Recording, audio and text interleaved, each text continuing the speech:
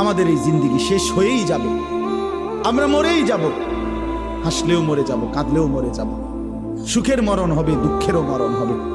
আল্লাহ তাআলা বলছে এই আয়াতগুলোতে, বান্দা বিশ্বাস করো, বান্দা তুমি যেই দুনিয়া নিয়ে খুব ব্যস্ত, এই দুনিয়া নিয়ে তুমি খুব মজা পাইয়া লাইছো, না বান্দা বিশ্বাস করো আমি এটা রাখবো না, তুমিও থাকবা না, দুনিয়াও থাকবে না। তোমারও মৃত্যু হবে, গোটা সৃষ্টিরও মৃত্যু হবে। তোমার মৃত্যুরে মৌত বলে, গোটা সৃষ্টির যেদিন মৃত্যু হবে সেটাকে কিয়ামত বলে। একদিন গোটা সৃষ্টির মৌত হবে।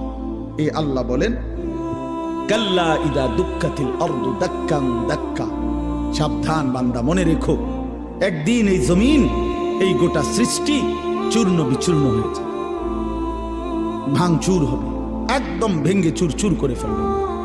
ইজা সামাউন ফাতারাত, আসমান কাচের মতো ভেঙ্গে ভেঙ্গে পড়বে, তারকারাজি খসে খসে পড়বে, পাহাড়গুলো উঠতে থাকবে তুলার মতো, সাগর নদীর পানিগুলো টকবক করে উথরাইয়া বাষ্পের মতো উড়ে যাবে।